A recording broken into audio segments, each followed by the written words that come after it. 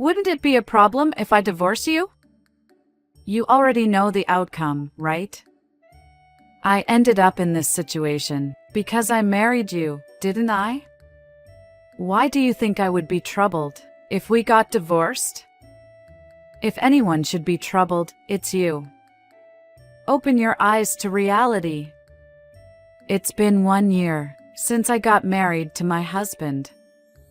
We both work as full-time employees and live in my husband's company-provided housing. My mother-in-law lives about a 30-minute drive away. She doesn't interfere in our lives. However, she willingly provides us with advice and wisdom for daily living, maintaining a good distance with us. Thanks to that, I think my husband and I were doing reasonably well. Then, one day, I started feeling sick at work. Before I could have lunch, I was hit by an intense feeling of nausea and ended up vomiting continuously in the company restroom. I thought it was serious. At that time, I thought that if I just lied down and relaxed for a while, my condition would eventually improve, so I didn't take it too seriously. For the time being, I decided to go back to the office and inform my boss that I wanted to leave early. I was confident that I looked very pale, so I didn't think my request would be denied. Therefore, while holding on to the toilet, I sent a message to my husband saying, "I can't stop vomiting. I'm not in a condition to cook dinner, so either eat out or get takeout." Well, I guess it's okay for now. My husband is not capable of doing household chores properly, but if I inform him in advance, he should be able to handle it somehow. Finally, the vomiting stopped, and as I rinsed my mouth with water I bought from a vending machine, I received a reply to my message from my husband. I thought it would be a message saying "understood," but it was completely different. My husband replied, "I'll be working overtime, so it's impossible. You don't have to cook, but make sure to buy something by yourself." From my husband's company to our company-provided housing, there are convenience stores and 24-hour beef bowl restaurants. I don't want to stop at any of them and just want to go straight home. I was annoyed by his selfish excuse. Since I never send such emails normally, he could have shown a bit more concern. I replied, "I'm telling you it's impossible. I'm really in pain. If I could, I wouldn't send such an email.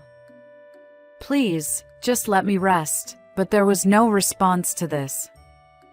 I don't know if he's really busy or if he's just become tired of dealing with me, but I understood that he has no intention of concerning my health. I never expected such a cold reaction. I thought we were able to get along well and respect each other. I have been supporting my husband, but it seems that he was simply not interested in me and did not actually respect me. Thanks to my anger towards my husband, the nausea subsided a bit temporarily, so I went back to the office and requested my boss to let me leave early. As I had expected, my boss was very concerned about my appearance and immediately approved my early leave.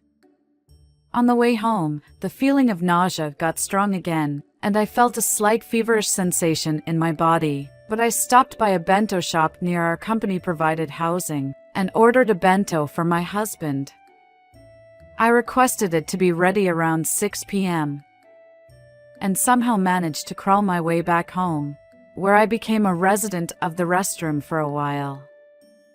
I had no energy to go to the bedroom and just collapsed in the restroom. After managing to get up somehow, as I tried to head towards the bedroom, I noticed that the clock's hands were already pointing to 7:30 p.m. It had been over an hour and a half since the time I had reserved the bento. To prepare for the possibility of being hit by nausea again, I took a vomit bag in one hand and headed towards the bento shop. The shop attendant gave me a slightly unpleasant look, but I had no energy to care, so I silently accepted the bento and slowly made my way back to the company-provided housing. I encounter my husband on the way home. Not alone, but along with colleagues, who also live in the same company-provided housing.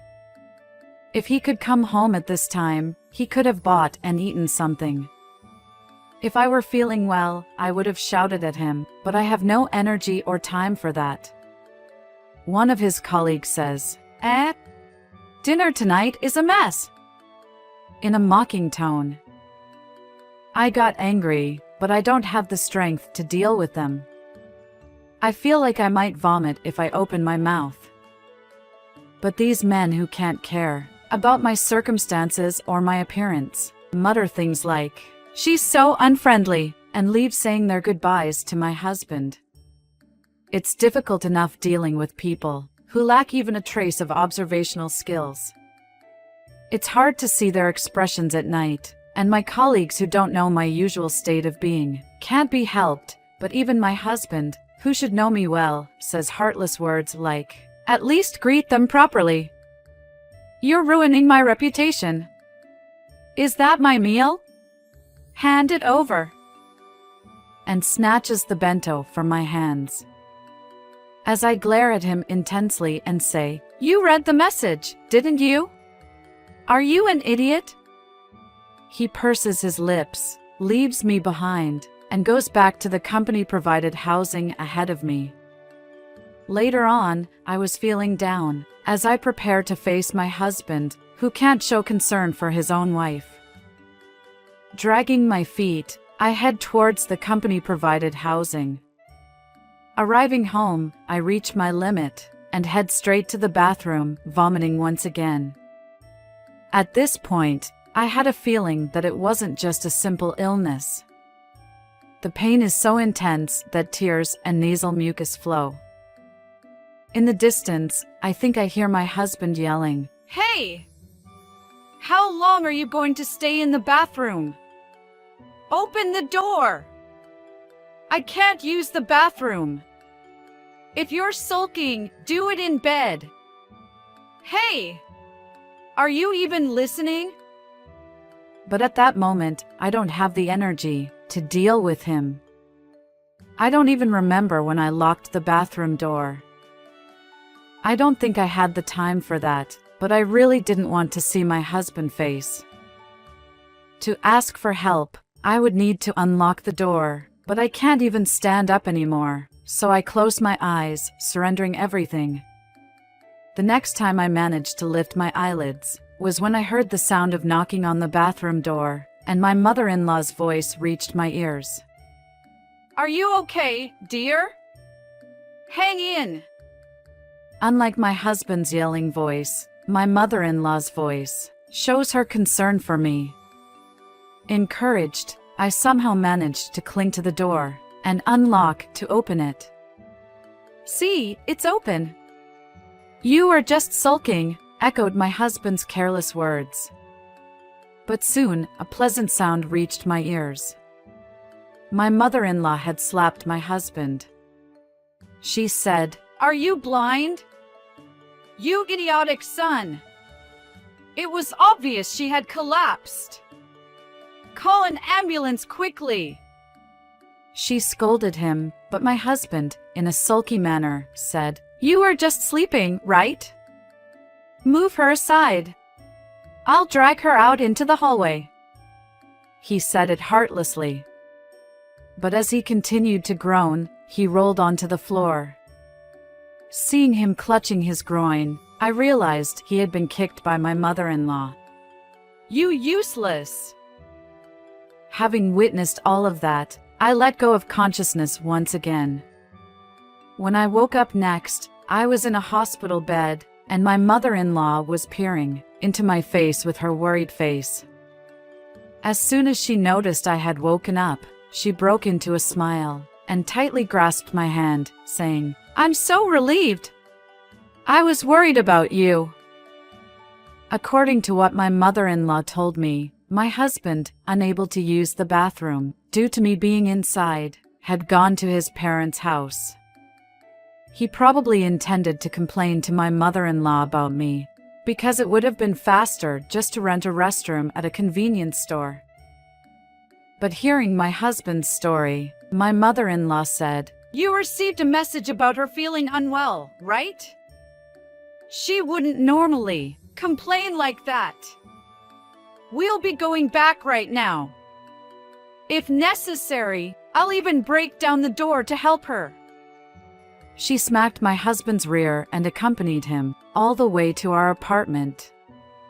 My face, as I was being taken away in an ambulance, apparently turned pale, even beyond a bluish color. In reality, I had developed acute gastroenteritis due to overwork, and the continuous vomiting had caused severe dehydration, nearly leading to death. If my mother-in-law hadn't come, I truly believe I would have died. I expressed my gratitude to her, but she replied, "It's all right, dear. More importantly, I'm truly sorry for my son. I never imagined he would become such a useless adult." She bit her lower lip, looking regretful. Perhaps she was feeling guilty of bringing up my husband as he is. But that's my husband's problem. It's not my mother-in-law's fault. It's because he didn't learn from his mother and instead relied on her. That's how my husband grew up. By the way, he's not even here right now. He apparently went to work, saying, "I'm busy." He probably ran away because he didn't hear us accuse him about me actually being sick. I realized he's someone who behaves that way through this incident. In the end, I decided to stay in the hospital for a while. My condition didn't improve quickly, and my hospital stay became prolonged.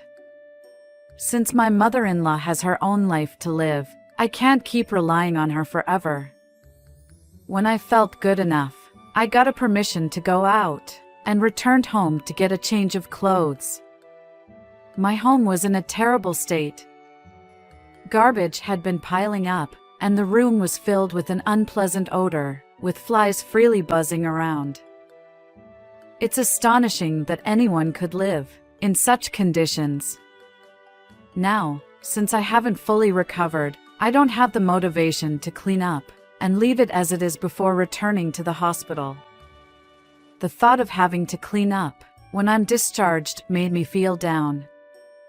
The next day, my husband came to the hospital room, and before I could even think, he said, "Hey, you went back home yesterday, right? The neighbor's wife said she saw you, so it's useless to try and cover it up. If you went back home, why didn't you clean?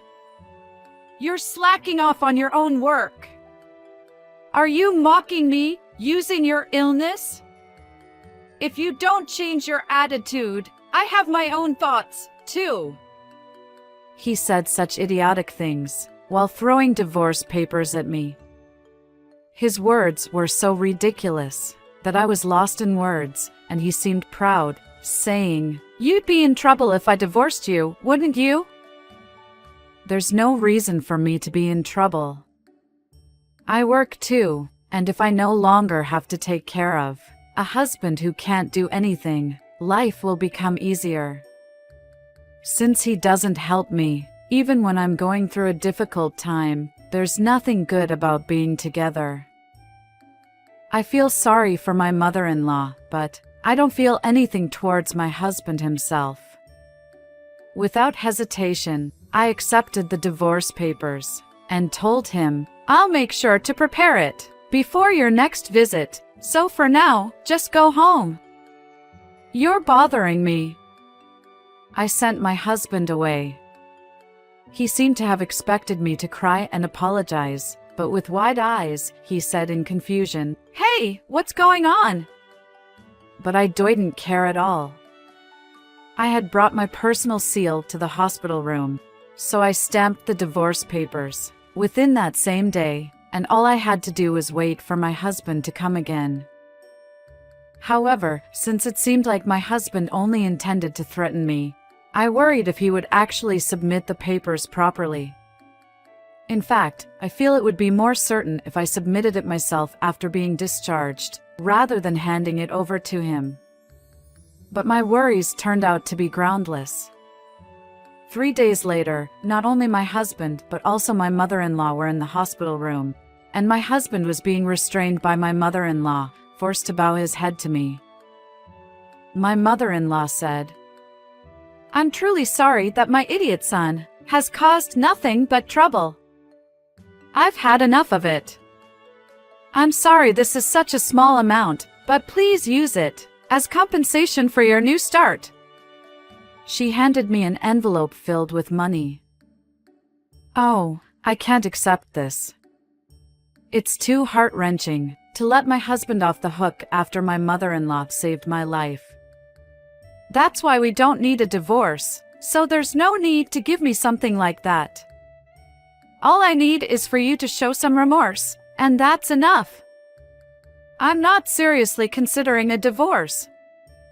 He went out of his way to provoke me with such words.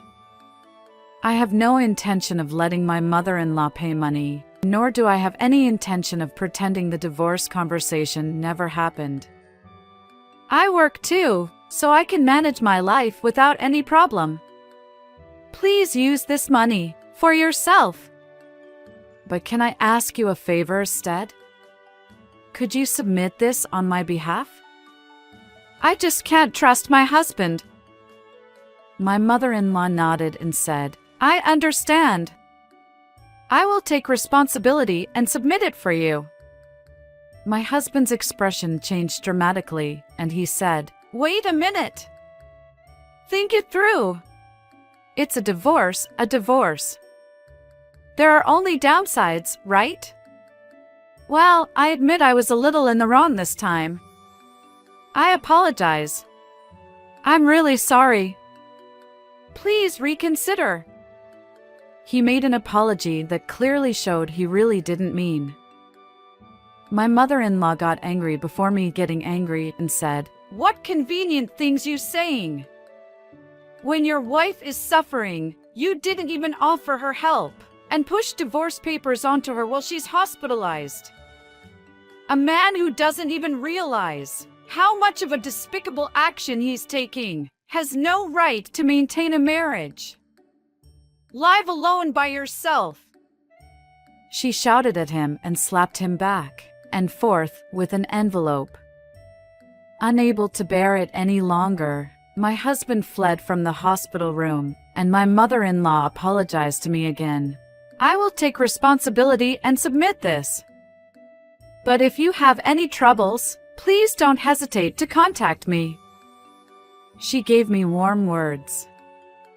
However, even after the divorce was finalized, my ex-husband, behind his mother's back, would call and say convenient things like, Let's live together again and build a family. It's annoying. He was just working. It was me who made our home function as a family. All the household chores were pushed onto me. I was working full-time too. That's why I collapsed and was even diagnosed with overwork. How could he demand a fresh start without understanding any of that?